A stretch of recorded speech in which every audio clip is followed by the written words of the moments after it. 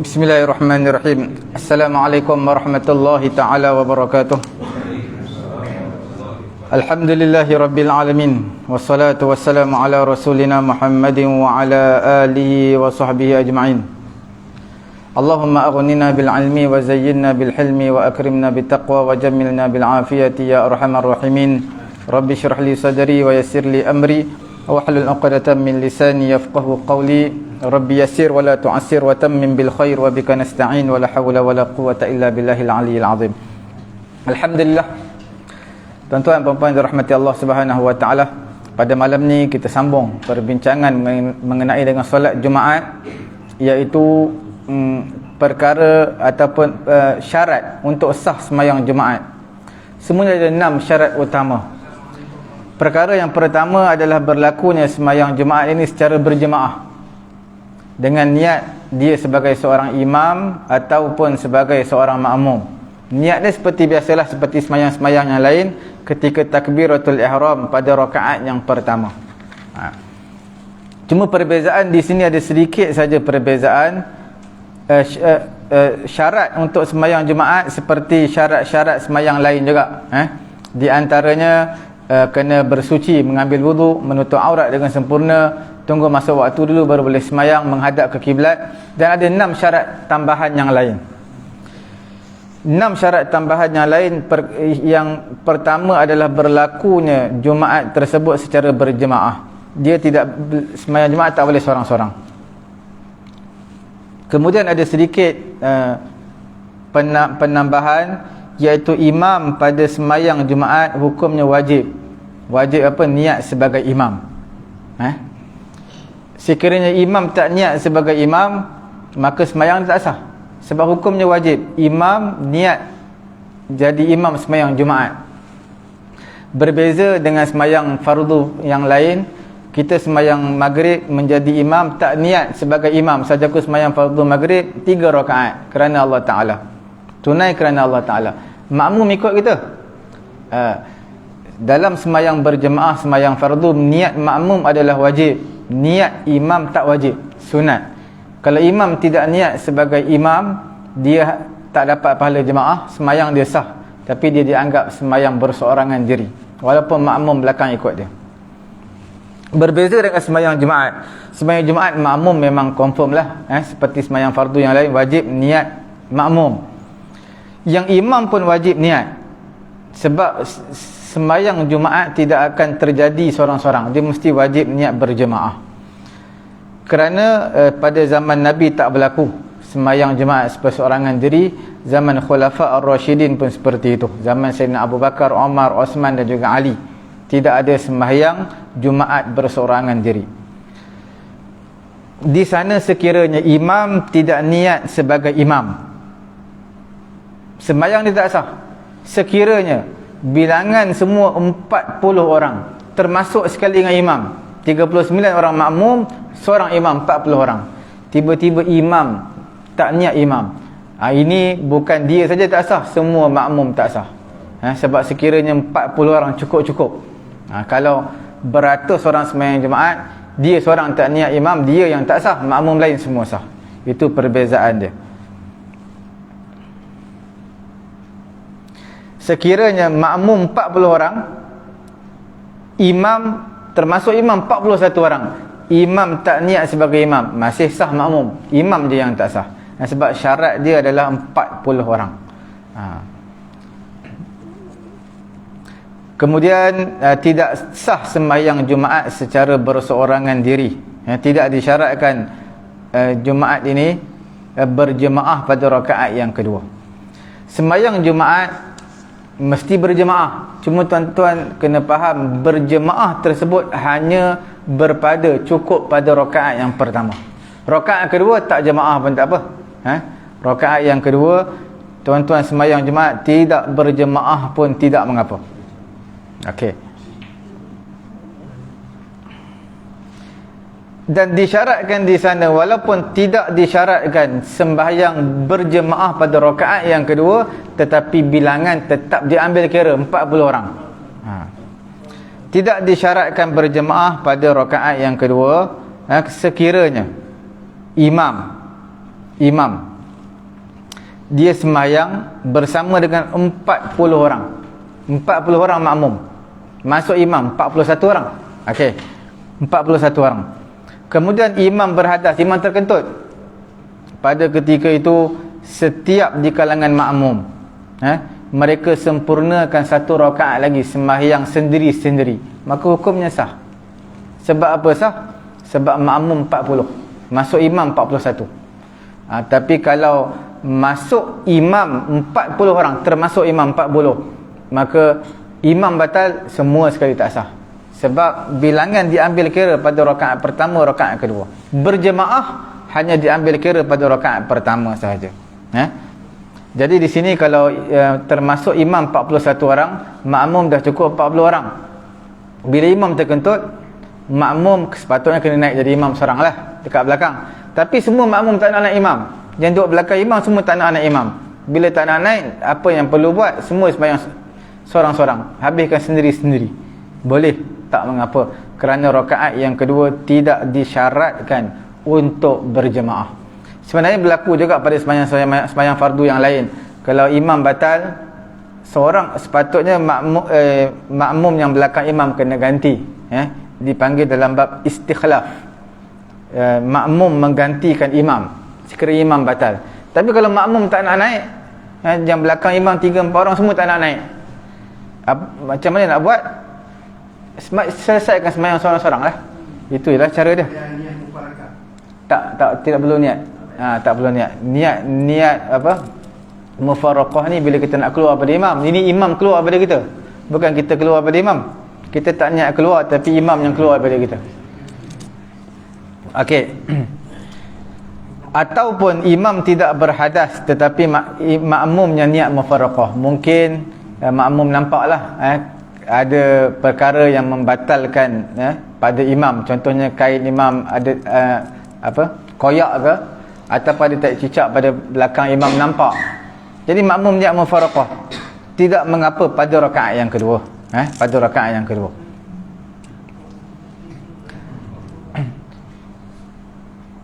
Jemaat tersebut dikira sah dan disyaratkan berkekalan bilangan itu 40 orang sehingga keberi salam akhir semayang. Mana rakaat pertama semayang jemaat berjemaah, rakaat kedua tak disyaratkan berjemaah, bilangan tetap diambil kira. Rakaat pertama pun sama 40, rakaat yang kedua pun 40 orang. Sekiranya berlaku apa? Rakaat yang pertama tu, rakaat yang kedua dah cukup dah 40. Tiba-tiba seorang terkentut. Seorang terkentut, semua batal. Ini di antara teka-teki fiqh lah. Teka-teki fiqh ni apa? Iaitu kita tak buat perkara membatalkan sembahyang, tapi sembahyang kita batal. Iaitu bila mana sembahyang Jumaat bilangannya 40 ngam-ngam, cukup-cukup 40. Seorang yang buat perkara membatalkan sembahyang, dia terkentut ke dengan sengaja ataupun tak sengaja, kita yang tak batal sembahyang pun batal. Sebab Jumaat tersebut tak dikira sah. Tidak sah Jumaat tersebut. Sebab orang lain yang berhadas, kita yang tak sah sembahyang, tak sah Jumaat. Okey.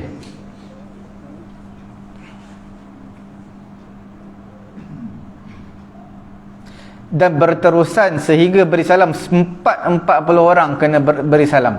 Kalau salah seorang tak beri salam, ada sangkut, maka semua dikira tidak sah. Okey.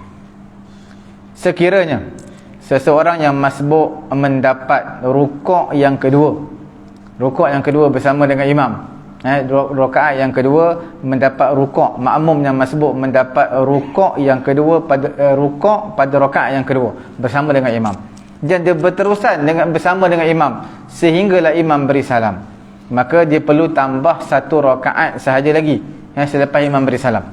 Imam beri salam tambah satu rakaat, kerana dikira sembahyang tersebut sembahyang Jumaat. Bila dikira sembahyang Jumaat, maka disunatkanlah bagi dia tambah satu rakaat, disunatkan baca kuat. Sebab Jumaat disunatkan baca kuat. Dan Jumaat dia dikira sempurna, tak perlu sembahyang Zuhur. Itu pun dengan syarat sekiranya Jumaat imam itu adalah sah. Bila Jumaat imam sah, maka Jumaat dia juga dikira sah. Seperti itulah orang yang mengikut orang lain, mengikut belakang dia, mendapat satu rakaat bersama dengan dia, mendapat juga Jumaat. Contohnya saya masbuk, datang sembahyang Jumaat di masjid, rakaat kedua dah, sempatlah rukuk bersama dengan imam pada rakaat kedua, maka sempat sembahyang Jumaat, saya mendapat Jumaat. Kemudian imam beri salam, saya tambah satu rakaat. Bila sedang tambah satu rakaat tersebut, mana tambah satu rakaat tersebut rakaat kedua bagi saya, tiba-tiba ada seorang datang ikut menjadi makmum kepada saya, dia sempat satu rakaat bersama saya, jadi dia juga mendapat sembahyang Jumaat, kan? Lepas saya beri salam, dia tambah lagi satu rakaat. Kemudian datang lagi seorang yang makmum yang terlambat, mengikut orang yang masbuk, yang menjadi makmum saya, sempat satu rakaat bersama dia, maka dia beri salam, dia tambah lagi satu rakaat, yang kawan dia datang lambat. Begitulah seterusnya. Okey, apa dia? Kalau dia dapat selepas rukuk, kalau dia dapat selepas rukuk, wajib orang yang mana datang selepas daripada rukuk imam, wajib apa? Wajib niat Jumaat. Niat tetap niat Jumaat, cuma sembahyang tersebut adalah sembahyang zuhur, tambah lagi 3 rakaat, bukan 4, bukan 1, tambah lagi 3 rakaat, jadi 4 rakaat. Tambah lagi 4 lah, tambah lagi 4, bukan 3. Sebab dia tak sempat satu rakaat bersama imam. Bila tak sempat satu rakaat, bermaksud dia tak sempat rakaat langsung bersama dengan imam. Sebab dia datang imam dalam rakaat kedua, ketika sujud ataupun ketika i'tidal, jadi tambah 4 rakaat, bukan tambah 3. Okey. Niat tetap niat Jumaat.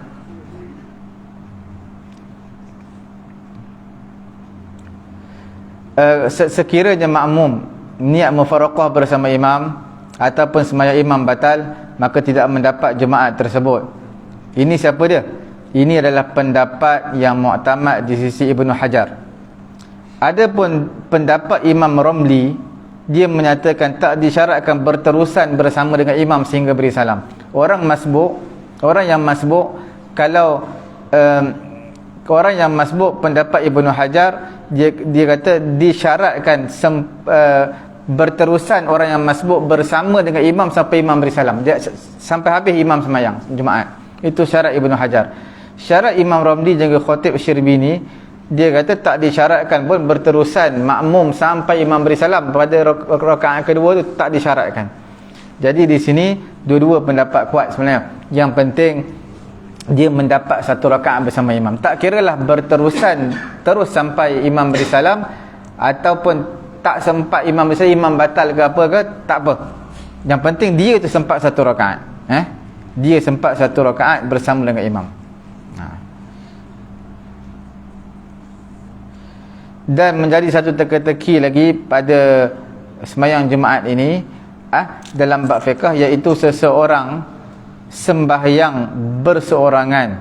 Jadi sembahyang berseorangan, sembahyang fardu selepas daripada gelincir matahari, tapi disunatkan dia baca kuat. Kalau kita sembahyang Jumaat berjemaah, memang disunatkan kuat.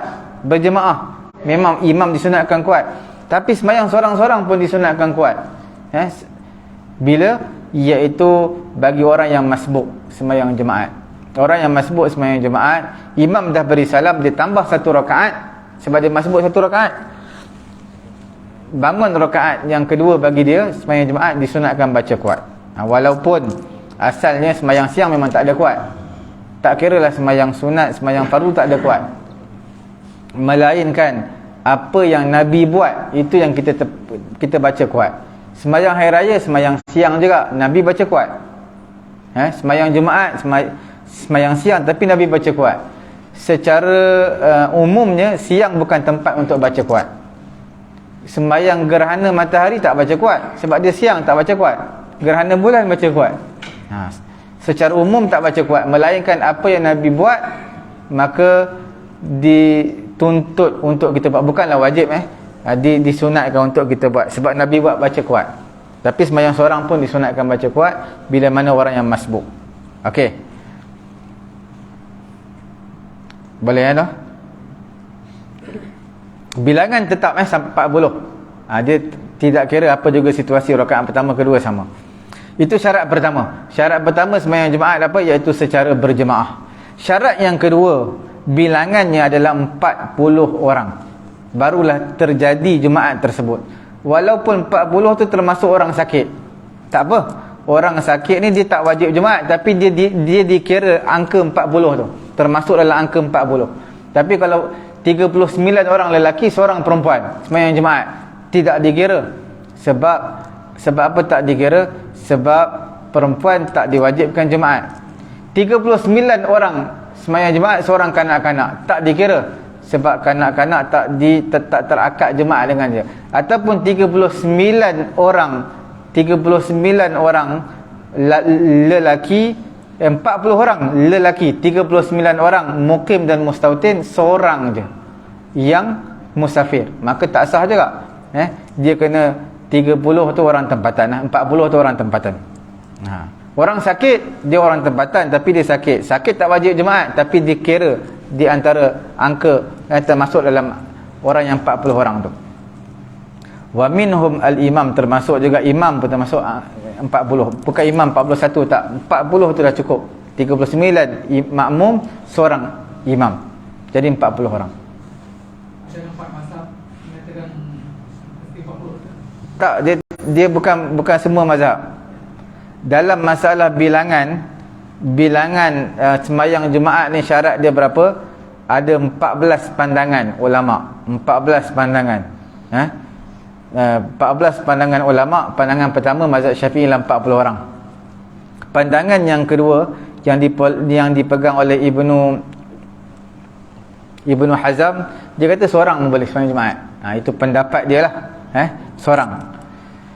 Pendapat yang ketiga dia kata 2 orang. Sebab syarat sembahyang jemaah 2 orang. Jumaat pun disyaratkan jemaah 2 orang dah cukup. Itulah pendapat Imam An-Nakhai. Pendapat yang keempat, dia kata 3 orang bersama dengan imam. Mana imam seorang, makmum 2 orang.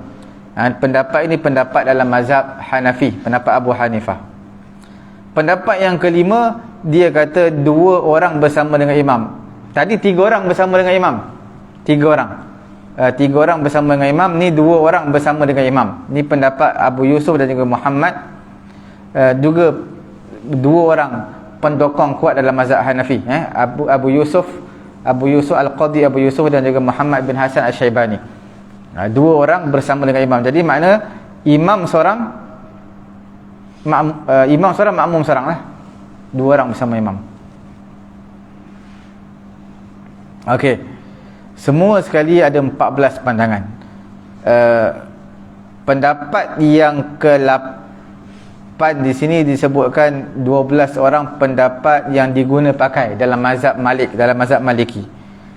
Ulama kata pendapat yang kuat selepas 40 orang adalah 12 orang, pendapat mazhab Imam Malik rahimahullahu taala. Ada yang kata 30, ada yang kata 50. Di sisi Imam Ahmad bin Hanbal, mazhab Hanbali, 50 orang. Jadi pelbagai pandangan lah. Apa? 8. 6 orang ada. 7 orang ada. 8 tak ada. Kawan anak saya, dia belajar di sekolah. Dia kata dah 8 orang, tak ada orang tu ke? 8 ni mungkin dalam mazhab Hanafi lah. Mazhab Hanafi 3 orang bersama dengan imam cukup dah. Dalam macam ada satu kampung tu, macam contoh kampung-kampung pendalaman tu, dia tak cukup dah jemaat. Dia cakap kalau tak cukup boleh tak imam ikhtiarkan, okey. Kita semua tak cukup dah, kita tak ada mazhab lain tak boleh. Ikut mazhab anak kita tak boleh. Kita kena tahulah kalau bila mana bertaklid ikut mazhab lain, dia ada garis, dia ada garis panduan dia. Mana nak ikut mazhab Hanafi sembahyang jemaat, dia bukan sekadar tu je. Dia kena buat dekat tempat yang bukan di dalam kawasan rumah, mana dia tempat yang terbuka. Ada beberapa syarat yang lain lah dalam mazhab Hanafi. Cuma kalau kita lihatlah kalau kita lihat pernah ditanya kepada Imam Al-Bulqini mengenai penduduk kampung yang tak sampai bilangan dia 40 orang. Ini biasa terjadilah kalau tuan-tuan biasa keluar kawasan mana, Sabah, Sarawak, di kawasan mana, pedalaman. Tuan-tuan akan lihat yang Islam ni tak sampai ke 40 orang. Kadang-kadang 20 lebih, kadang-kadang 30, tak cukup. Walaupun ada jemaah-jemaah yang datang ke kawasan orang asli, tapi dia bukan kawasan situ. Dia tak dikira sebagai 40 orang sebab dia bukan orang situ. Jadi tak boleh sembahyang Jumaat juga. Jadi sembahyang bila mana tak cukup 40 orang, adakah pada ketika itu perlu sembahyang Jumaat ataupun sembahyang Zuhur? Soalan ni pernah ditanyakan kepada Imam Al-Bulqini rahimahullahu taala. Maka dia jawab, dia jawab apa? Sembahyang Zuhur mengikut dalam mazhab Syafi'i. Dia menjawab perlu sembahyang Zuhur. Satu jamaah di kalangan ulama, mereka selain daripada mazhab Syafi'i, satu golongan di kalangan ulama selain daripada mazhab Syafi'i, mereka menyatakan sembahyang Jumaat. Ini pun pendapat yang kuat. Tak cukup 40 orang sembahyang Jumaat. Cuma bila sembahyang Jumaat tu perlu bagi tahulah kepada jemaah, kita tak ikut mazhab kita ikut mazhab lain. Kita sembahyang mengikut mazhab lain yang menyatakan boleh bilangannya kurang daripada 40 orang. Okey, kita bertaklid kepada mazhab yang lain lah. Kemudian ulama menyatakan dalam masa yang sama selepas sembahyang Jumaat, mereka dituntut untuk sembahyang Zuhur sebagai langkah berhati-hati. Mana Jumaat pun sembahyang, Zuhur pun sembahyang juga, dua-dua sembahyang. Sama juga dalam bab puasa, kita akan jumpa dalam beberapa minggu lagi insya-Allah kita akan bincang dalam bab puasa. Mungkin minggu depan saya rasa last untuk bab sembahyang Jumaat ni, kita tak ada adab sembahyang Jumaat. Kemudian waktu pun dah singkat, kita masuk dalam bab puasa insya-Allah dalam 2 minggu lagi lah. Minggu depan saya cuba untuk habiskan secepatnya mungkin dalam bab sembahyang Jumaat. Kalau tuan-tuan jumpa dalam bab puasa dalam mazhab Malik, dalam mazhab Malik dibenarkan untuk niat 1 bulan penuh. Saja aku berpuasa bulan Ramadan keseluruhannya, boleh, tapi disyaratkan niat itu pada malam pertama sahaja. Tak boleh niat pada malam kedua, malam ketiga, tak boleh. Dia hanya pada malam pertama. Jadi kita ni dalam mazhab Syafi'i dituntut juga untuk bertaklid kepada mazhab Malik dalam bab niat puasa. Sebab kerana kalau kita tak niat, malam kedua, malam ketiga terlupa, maka puasa keesokan hari yang tak sah sebab kita tak niat. Sebab itu kita bertaklid kepada mazhab Malik supaya mengambil langkah berhati-hati. Cuma di sana, adakah wajib untuk kita qada puasa kita kalau kita tertinggal niat tapi dah ikut dalam mazhab Malik? Maka ulama kata sunat je. Kalau nak qada pun tak apa, sebagai langkah berhati-hati, walaupun kita dah bertaklid kepada mazhab Malik. Sebab dalam mazhab Malik dia boleh niat sebulan terus. Dalam mazhab Syafi'i tak boleh niat sebulan terus sebab setiap hari puasa kita lain-lain.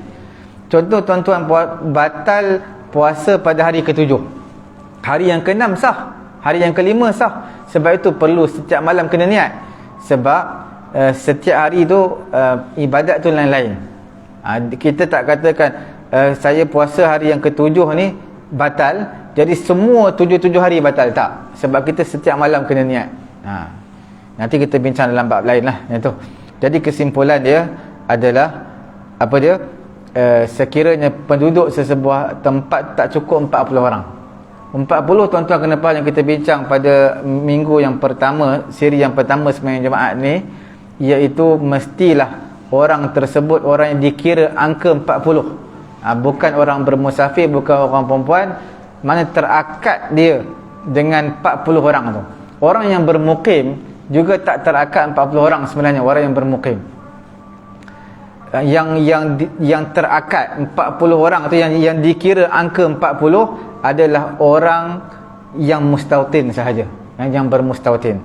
Tapi perkara ni agak berat kerana kita tak tahu jumlah orang mukim, orang mustautin. Dan saya rasa kadang-kadang orang yang bermukim lebih banyak daripada orang mustautin.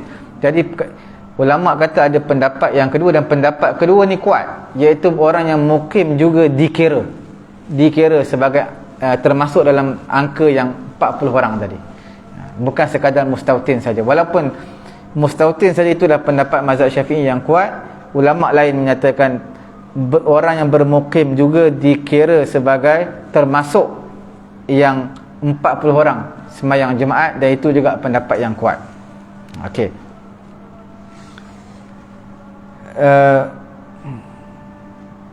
Syarat yang pertama sembahyang jemaat adalah berjemaah pada rakaat yang pertama. Syarat yang kedua bilangannya 40 orang. 40 orang. Kemudian 40 orang tuan-tuan kena lihat juga.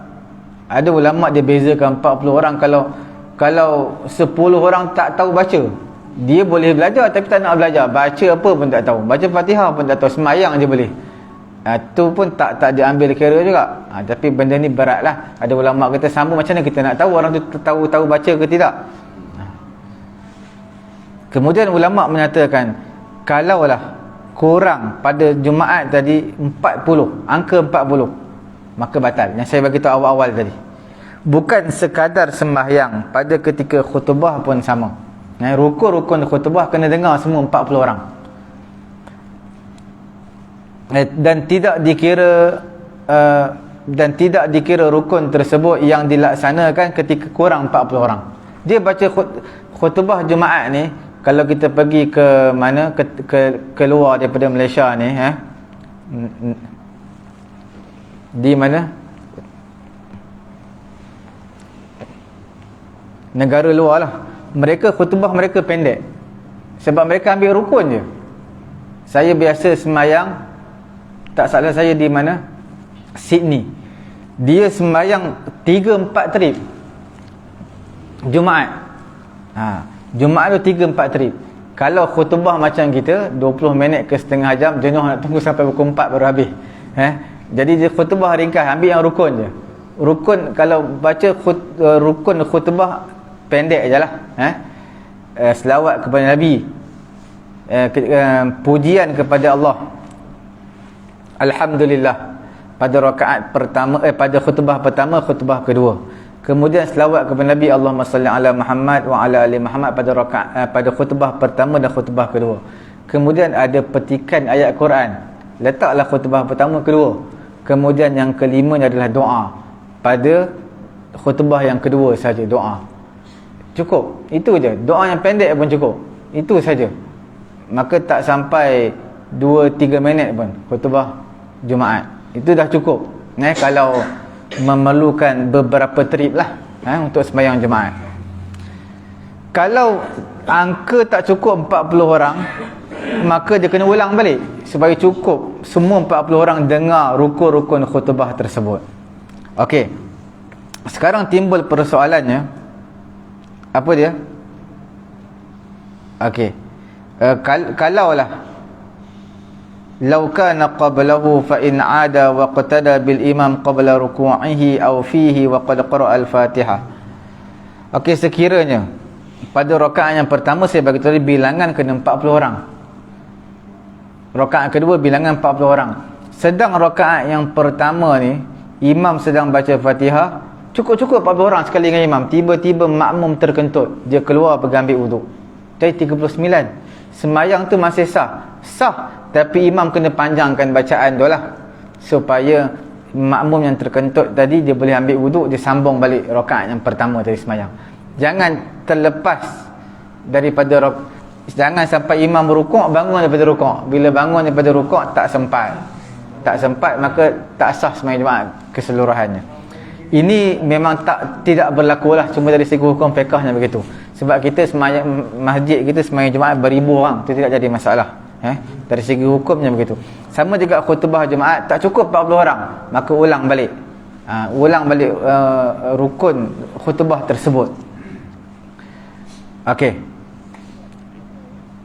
Kemudian bagi satu tempat yang di satu kawasan ada 2-3 masjid, bagaimana? Sekiranya satu tempat ada 2 ataupun 3 masjid.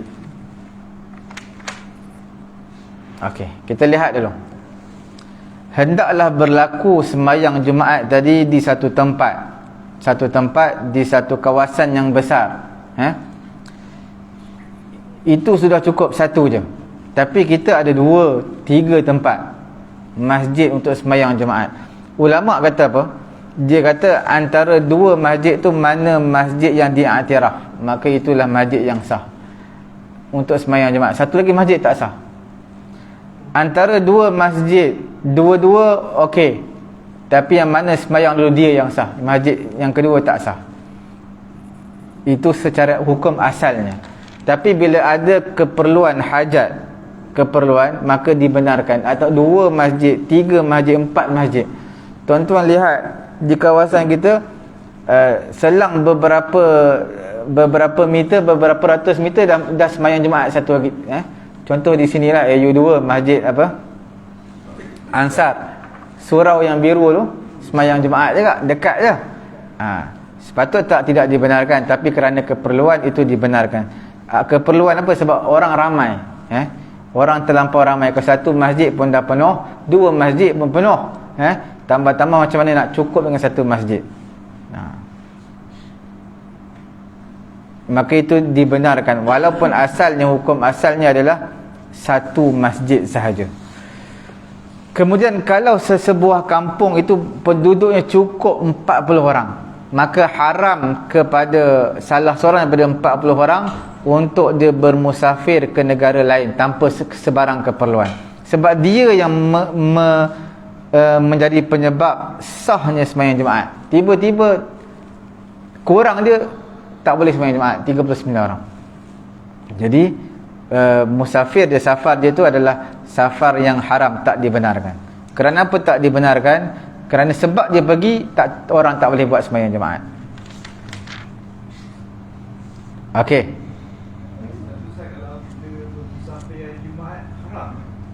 Musafir Jumaat kita dah bincang dulu. Musafir hari Jumaat ni, kalau sebelum subuh semua ulama kata boleh, selepas Jumaat semua ulama kata boleh.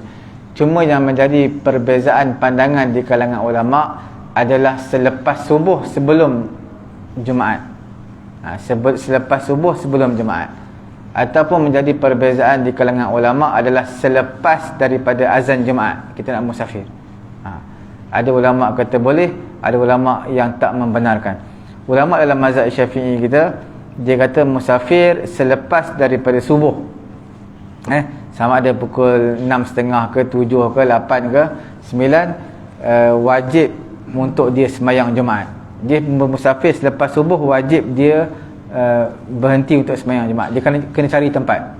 Kalau tak dibenarkan untuk dia bermusafir pada hari Jumaat. Melainkan kalau keperluan, dia memang dah tiket bas time tu je ada, atau nak tumpang kawan dia balik, nak tumpang kawan dia ada apa, kereta, dia nak tumpang balik, dan kawan dia nak bermusafir pukul 11, terpaksa ikut, tak sempat sembahyang Jumaat, itu tak apa. Tapi kalau tak ada keperluan apa-apa, maka tak dibenarkan. Ada apa soalan lagi ya? Ustaz, ya. Berkenaan tadi Ustaz cakap kalau jemaah tu 40, sekali imam itu batal untuk dia. Secara automatik yang 39 itu batal. Jadi macam mana kita nak membatalkan? Kita makmum, bagaimana kita nak membatalkan Ustaz? Nombor satu, kita tak tahu jumlah sebenarnya. Kita manalah pernah kira jumlah kan. Ada kemungkinan ketiga sebenarnya kita anggap supaya orang masuk lah. Tak, dia masuk batal tu macam ni lah. Sekiranya kita tahu bila jemaah ni sikit, satu kampung tu sikit, memang kita tahulah, memang jemaah datang 40 orang, ngam-ngam cukup-cukup 40 orang. Jadi bila batal seorang lepas sembahyang baru kita tahu. Rupa-rupanya seorang ni dia tak bersama kita. Kita tengok seorang ni tak bersama kita, mungkin dia sakit perut ke apa ke, jadi tak bersama kita. Maka kurang bilangan kita seorang, dari 39. Kita dah habis sembahyang lah, sembahyang Zuhur pula sekali lagi. Mana kita kena sembahyang Zuhur? Kalau boleh sembahyang Jumaat, boleh sembahyang Jumaat sekali lagi, sembahyang Jumaat. Tapi kalau lah asalnya ada 40, tiba-tiba seorang lagi hilang, tak tahu pergi mana, hilang, Bila hilang kita dah habis sembahyang Jumaat, mana seorang lagi hilang 39 sembahyang Zuhur lepas tu. Semua sembahyang Zuhur. Yang imam tu batal, maknanya dia biarkan kita tunggu dia lah. Dia ambil wuduk balik dan buat baru lah. Imam Yang tadi imam dia batal. Mesti dia pergi ambil wuduk balik kan. Jadi kita pun automatik batal juga. Jadi kita nak tunggu dia datang buat baru lah. Tak, imam ni, dia bila dia batal, dia boleh ambil wuduk. Sama dia nak sambung imam pun boleh, dia nak jadi makmum boleh. Kalau tidak ada orang naik jadi imam, dia boleh sambung jadi imam. Sambung jadi imam. Dia mana lepas ambil wuduk, dia start balik lah sembahyang. Start balik saja aku sembahyang semua. Angkat takbir, maka makmum tetap jadi makmum dia. Makmum tidak perlu batalkan sembahyang, tetap jadi makmum dia. Cuma beri peluang kepada imam untuk ambil wuduk je sembahyang. Apa dia? Apa dia? Dia dah buat satu rakaat, dia keluar pasal dia nak mula rakaat pertama, jadi makmum ikut. Oh tak, dia maksud dia kalau batal pada rakaat yang first sekali lah. Rakaat first. Kalau rakaat yang kedua memang kena sembahyang Zuhur, kena buat sekali lagi ataupun sembahyang Zuhur lah. Macam tu lah. Sebab syarat bilangan kena 40 cukup. Dia perkara ni jarang berlaku lah, melainkan kita pergi ke kawasan orang asli ke apa, mungkin berlaku. Saya biasa pergi ke Kuala Lipis, kena kira jemaah tu. Kadang-kadang tunggu sebab dah masuk jemaah tapi bilangan sikit. Dah 1.5 lah, tapi bilangan baru 25 orang. Kira sampai cukup 40. Okey, baru boleh sembahyang. Kita tunggu orang. Tapi kena ingat kita tak termasuk dalam bilangan 40 lah, sebab kita berkorang situ. Kena kira orang situ. Kalau tak cukup, sembahyang Zuhur lah jawab. Ataupun sembahyang Jumaat pun boleh. Kemudian sembahyang Zuhur sekali lagi. Khatib cakap batal. Khatib bila waktu sembahyang ke waktu apa? Macam tu bah. Khatib bercakap tak? Tak betul. Saya tapi satu mesti lah. Dia macam tu bah. Saya ingat dia sultan lah. Bila tag kedua tu dia cakap balik bahawa telefon. Lepas tu dia kata ada imam, kita solat dulu. Sebab dia apa? Dia nak cari tag yang kedua, khutbah kedua hilang. Oh, khutbah kedua. Sebenarnya khutbah kedua paling mudah sekali. Khutbah kedua kita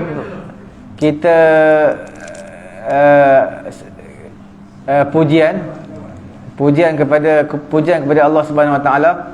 Alhamdulillahirabbil alamin wassalatu wassalamu ala rasulina Muhammadin wa ala alihi washabbihi ajma'in. Kemudian kita bacalah bismillahirrahmanirrahim, qul huwallahu ahad allahus samad. Kemudian kita doa, Allahumma ghfirlil muslimina wal muslimat wal mu'minina wal mu'minat. Amin. Start sembahyang Jumaat. Itu je, pendek je. Kalau dia tinggal tag khutbah lah. Sebab syarat khutbah yang kedua hanya baca doa je. Yang lain kena selawat dan juga kena pujian kepada Allah Subhanahu Wa Taala. Itu je lah, ringkas je. Sebab khutbah pertama pun sebenarnya ringkas, cuma kita panjang sikit lah kita punya. Kalau yang 3 orang ataupun yang kurang daripada 40 orang tadi kena khutbah ke Ustaz? Kena tak, dia nanti kita akan baca sebab masa tak cukup. Syarat yang kita tak sempat betul syarat keempat. Syarat keempat dalam waktu Zuhur sembahyang Jumaat kena keseluruhan daripada angkat takbir sampai beri salam semua dalam waktu Zuhur. Syarat yang kelima, berlakunya sembahyang Jumaat itu selepas daripada 2 khutbah. Ulama sebut apa? Dia kata semua sekali ada 10 khutbah. 10 khutbah, cuma ada 2 sembahyang yang khutbahnya khutbahnya selepas sembahyang. Yang lain semua sebelum sembahyang. 2 saja sembahyang. Nanti kita bincanglah. Ada apa-apa lagi ya? Soal? Tadi imam dan cakap tadi khutbah kedua dia cakap tu batal ke tak batal? Tak. Sembahyang Zuhur. Lepas tu dia ambil hotel lepas dia imam, kita solat Zuhur. Sebab apa? Dia kata mungkin akan cakap dia lah. Tak ni batal. Tak batal lah. Tapi maksud tidak apa batal tu cakap yang sikit lah, bukan dia cakap panjang sangat, cakap yang sikit.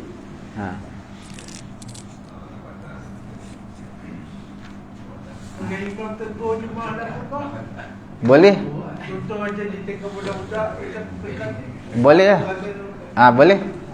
Kalau khatib tegur makmum yang sedang main handset ke apa, boleh, tidak jadi masalah. Cuma maksudnya bercakap tu jangan sampai memutuskan khutbah tu. Maksud putus tu dia cerita benda lain banyak sangat, cerita ni sampai terputus isi khutbah tu. Kalau kita potong sekejap tak apa, kita potong khutbah sekejap tak apa, tapi jangan kita masuk benda lain sampai terputus isi khutbah. Itu yang tidak dibenarkan. Kalau kita setakat bercakap sikit tidak jadi masalah.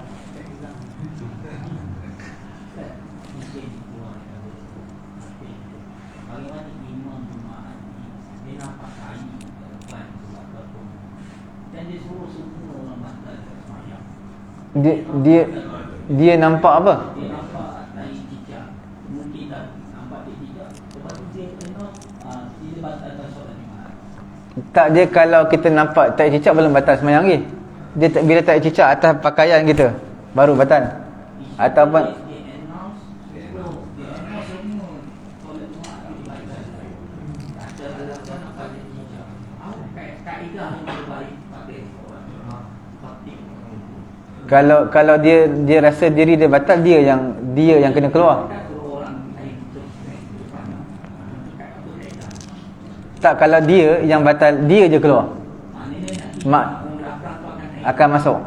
Sekiranya makmum belakang tak nak, maka dia kena selesaikan sembahyang sendiri-sendiri lah. Itu dengan syarat pada rakaat kedua. Kalau pada rakaat pertama tetap wajib secara berjemaah.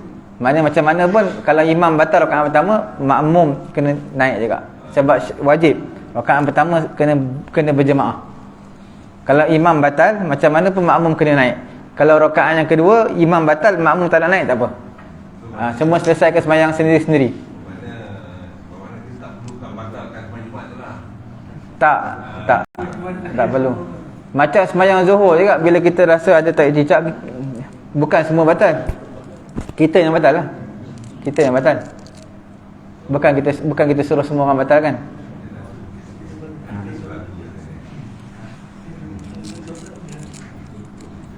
Okey. Semoga Allah Ta'ala beri kefahaman kepada kita, insya-Allah. Subhanallahumma wa bihamdi, subhanakallahumma wa bihamdika, asyhadu an la ilaha illa anta astaghfiruka wa atubu ilaik. Bismillahirrahmanirrahim. Alhamdulillahi rabbil alamin, wassalatu wassalamu ala rasulina Muhammadin wa ala alihi wa sahbihi ajma'in. Allahumma anfa'na bima 'allamtana wa 'allimna ma yanfa'una wa zidna ilma. Alhamdulillahi ala kulli hal wa na'udzubillahi min hali ahli nar. Rabbana atina fid dunya hasanah wa fil akhirati hasanatan wa qina adzabannar. Wa sallallahu ala sayyidina Muhammadin wa ala alihi wa sahbihi ajma'in. Alhamdulillahi rabbil alamin. Taqabbalallahu.